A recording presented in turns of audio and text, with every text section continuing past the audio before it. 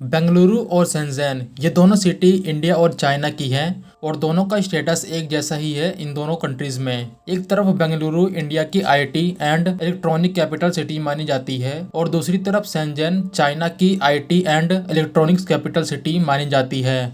जिस तरह से इंडिया की सिलिकॉन वैली बेंगलोर है, उसी तरह से चाइना की सिलिकॉन वैली शेंज़ेन है। तो आज हम इन्हीं दो शहरों का कंपैरिजन करेंगे, जिससे आपको एक अंदाज़ा हो जाए कि आज के टाइम ये दोनों शहर किन मामलों में एक दूसरे से आगे हैं और पीछे हैं। इस वीडियो में दोनों शहरों के सभी पहलुओं की तुलना करेंगे।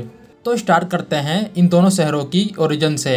अगर हम बेंगलुरु की बात करें तो इसकी ओरिजिन के पीछे बहुत सी स्टोरी हैं। लोग कुछ को सच मानते हैं और कुछ को मिथ। लेकिन आज जो मॉडर्न बेंगलुरु है उसको केम्पेगौड़ा ने फाउंड किया था 1537 के आसपास, या फिर यूँ कहूँ कि नामकरण किया था। केम्पेगौड़ा मुखिया की तरह थे विजयवाड़ा एम्पायर में, और आज के बेंगलुरु एयरपोर्ट का नाम भी इन्हीं के नाम पे रखा गया है, केम्पेगौड़ा इंटरनेशनल एयरपोर्ट। वहीं शेंज़ेन के लिए आपको ज़्यादा पीछे जाने की ज़रूरत नहीं है। 1979 से पहले शेंज़ेन एक छोटा सा विलेज था, या फिर इसको आप एक छोटा सा टाउन भी बोल सकते हैं, जो हांगकांग के साथ अपनी बॉर्डर शेयर करता है। उस टाइम इस शहर की आबादी सिर्फ 30,000 के आसपास थी। ये वो टाइम था जब चाइना कैपिटलिज्म की ओर धीरे धीरे बढ़ रहा था।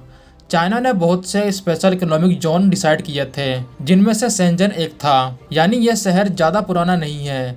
जब से इसको स्पेशल इकोनॉमिक जोन घोषित किया गया है, तब से लेकर अब तक ये शहर एक अलग लेवल पे पहुंच चुका है। दूसरे नंबर पर देखते हैं दोनों शहरों का एरिया और आबादी। बेंगलोर सिटी का एरिया 709 किलोमीटर स्क्वायर है और मेट्रोपॉलिटन एरिया 8005 किलोमीटर स्क्वायर। 2022 के एस्टिमेट के अनुसार बेंगलोर की आबादी 1 करोड़ 30 लाख के आसपास है। और बात करें शेंज़ेन की तो इसका एरिया 2050 किलोमीटर स्क्वायर है। 2022 के एस्टिमेट के अनुसार इस शहर की पॉपुलेशन 1 करोड़ 28 लाख के आसपास है। यानी दोनों शहरों की आबादी में ज़्यादा फर्क नहीं है। अब देखते हैं दोनों शहरों की इकोनॉमी। बेंगलोर और शेंज़ेन दोनों शहरों की इकोनॉमी में सबसे ज़्यादा कंट्रीब्यूशन आता है आईटी एंड इलेक्ट्रॉनिक सेक्टर से। 2021 में बेंगलोर की टोटल जीडीपी 110 बिलियन डॉलर की एस्टिमेट की गई थी। और बात करें शेंज़ेन की तो 2021 में इस शहर की जीडीपी 471 बिलियन डॉलर एस्टिमेट की गई थी, यानी 4 time bigger than Bangalore GDP. Even अगर आप मुंबई से भी कंपेयर करें शेंज़ेन की तो ये भी ठीक नहीं होगा, क्योंकि मुंबई की जीडीपी भी शेंज़ेन से कम है। इससे आप ये अंदाज़ा लगा सकते हैं कि चाइना ने किस तरह से ग्रो किया है। शेंज़ेन चाइना के शंघाई और बीजिंग के बाद सबसे ज़्यादा जीडीपी वाला शहर है। वहीं बेंगलोर इंडिया का 4th लार्जेस्ट जीडीपी वाला शहर है, मुंबई, दिल्ली और कोलकाता के बाद। दोनों शहर सिलिकॉन वैली मानी जाती हैं। तो देख लेते हैं कि दोनों शहरों की आईटी एंड इलेक्ट्रॉनिक इंडस्ट्री कितनी बड़ी है। अगर आप चाइना की बात करें तो चाइना में बाहर की कंपनियाँ वही टिक पाती हैं जो अपने प्रोडक्ट की मैन्युफैक्चरिंग करती हो। जो सॉफ्टवेयर और सर्विसिंग वाली कंपनियां हैं बाहर की, वो चाइना में टिक नहीं पाती, या फिर उनको आने नहीं दिया जाता। बल्कि इंडिया में अलग केस है। यहाँ पे आपको दुनिया भर की बड़ी बड़ी सॉफ्टवेयर आईटी कंपनियां मिल जाएंगी, लेकिन मैन्युफैक्चरिंग करने वाली बाहर की कंपनियां कम मिलेंगी। वो इसलिए क्योंकि पिछले 20 सालों में चाइना ने मैन्युफैक्चरिंग पे फोकस किया और हमने सर्विस सेक्टर पे ज़्यादा फोकस किया। शेंज़ेन में आपको एक भी सॉफ्टवेयर और इंटरनेट बेस्ड बाहर की कंपनियां नहीं मिलेंगी, जबकि बेंगलोर में आपको Google, Facebook, Amazon, IBM, adobe, Nokia, Microsoft, Qualcomm, even जो नाम आप अपने रोज की जिंदगी में सुनते होंगे, वो सब आपको बेंगलोर में मिल जाएंगी। जबकि चाइना ने इसके बदले जो आईटी एंड सॉफ्टवेयर इंडस्ट्री बनाई है वो उनकी खुद की है। जैसे शेंज़ेन में जो सबसे बड़ी कंपनी है उसका नाम है टेंसेंट। मुझे पूरा यकीन है आपने इसका नाम जरूर सुना होगा। ये कंपनी चाइना की है। इसके अलावा बहुत सी Chinese IT software internet based company मिल जाएंगी जिनका ओरिजिन चाइना में हुआ है।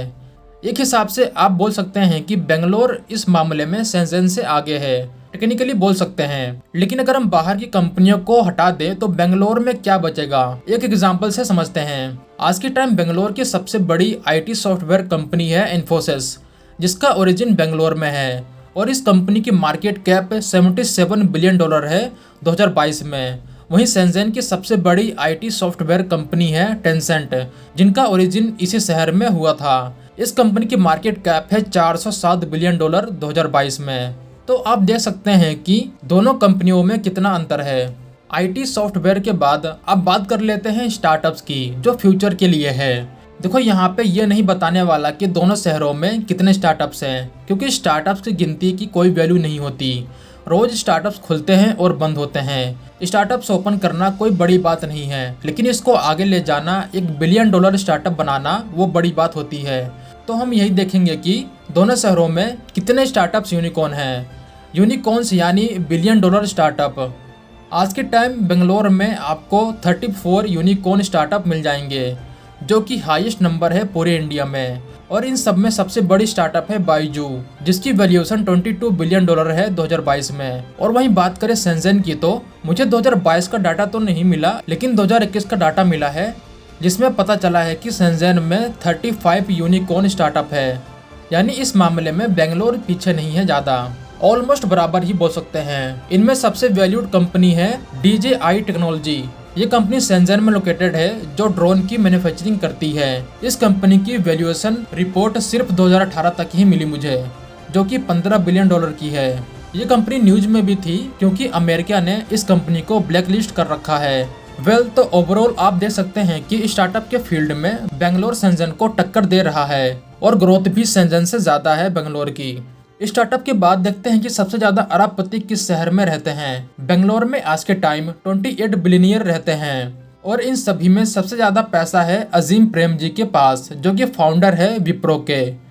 इनके पास $35 बिलियन की संपत्ति है। और शेंज़ेन में 113 बिलियनियर मिल जाएंगे 2022 में, जो कि न्यूयॉर्क सिटी से भी ज्यादा है। और शेंज़ेन में सबसे अमीर इंसान है मा हुआटेंग, जो CEO है टेंसेंट के। लोग चाइना में इनको प्यार से पोनी मा के नाम से जानते हैं। इनकी टोटल संपत्ति 2022 में $49 बिलियन की है। इसके बाद देखते हैं दोनों शहरों के ट्रांसपोर्ट सेक्टर। शेंज़ेन और बेंगलोर दोनों शहरों में आपको मेट्रो मिल जाएंगी। आज के टाइम बेंगलोर में मेट्रो की लेंथ 56 किलोमीटर की है, और शेंज़ेन में ये 419 किलोमीटर की है। यानी बेंगलोर का कोई मुकाबला नहीं है शेंज़ेन से।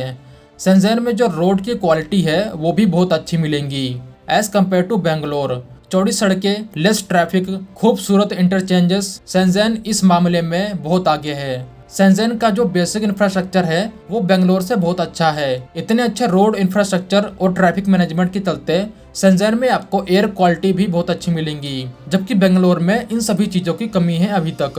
और रही बात स्काई स्क्रैपर्स की, तो इसकी भी कोई तुलना नहीं है। शेंज़ेन में आपको 198 मीटर हाइट से ज्यादा की 341 बिल्डिंग्स मिल जाएंगी। वहीं बेंगलोर में जो सबसे टॉलेस्ट बिल्डिंग है उसकी हाइट सिर्फ 153 मीटर की है। तो आप देख सकते हैं कि दोनों शहरों में क्या क्या है। ये मैंने आपको एक कंपैरिजन दिखाया है, ताकि आप सोचे कि हमें किससे तुलना करनी चाहिए। अगर मैं भी चाहता तो बेंगलोर की तुलना पाकिस्तान के किसी शहर से कर देता, और लोग खुश हो जाते देखकर कि बेंगलोर कितना आगे है। लेकिन मुझे नहीं लगता कि हमारी तुलना पाकिस्तान से होनी चाहिए। ये वीडियो आपको सिर्फ ये बताने के लिए है कि हम अभी कहाँ हैं और हमें कहाँ जाना है। चाइना ने पिछले 20 सालों में ऐसा क्या किया है कि हम नहीं कर पाए। टू बी ऑनेस्ट, आज भी हम उतना नहीं कर पा रहे हैं जितना हमें करना चाहिए। ये कड़वी सच्चाई है, भले ही इससे किसी को बुरा लगे, लेकिन ये बात सच है। ग्लोबल सिटी बनाने के लिए सबसे पहले ग्लोबल माइंडसेट होना चाहिए। हमने कुछ इंडियन आईटी और विदेशी कंपनियों के दम पर ये बोल दिया कि हम आईटी हब है दुनिया के, बेंगलोर और सिलिकॉन वैली है दुनिया की। लेकिन फिर भी Google, Facebook, Amazon, Microsoft, Apple जैसी कंपनियां इंडिया में नहीं है। इवन चाइना में आपको हुआवे, अलीबाबा, टेंसेंट जैसी कंपनियां मिल जाएंगी, जो इन अमेरिकन कंपनियों को कड़ी टक्कर दे रही हैं। अगर मैं आपसे पूछूं कि TCS, इन्फोसिस और विप्रो क्या करती हैं, मुझे पूरा यकीन है आप में से बहुत से लोग नहीं बता पाएंगे। लेकिन अगर मैं पूछूं कि गूगल, फेसबुक क्या करती हैं, तो ये सब लोग बता देंगे, क्योंकि TCS, विप्रो और इन्फोसिस ये तीनों जरूरी है अपनी जगह पे, लेकिन इनका इम्पैक्ट आम लोगों की जिंदगी में ना के बराबर है। आप खुद सोचिए, अगर विप्रो, इन्फोसिस बंद हो जाती है तो आपकी जिंदगी में क्या फर्क पड़ेगा। लेकिन अगर अमेरिका की गूगल बंद हो जाती है तो आपकी जिंदगी रुक सी जाएगी।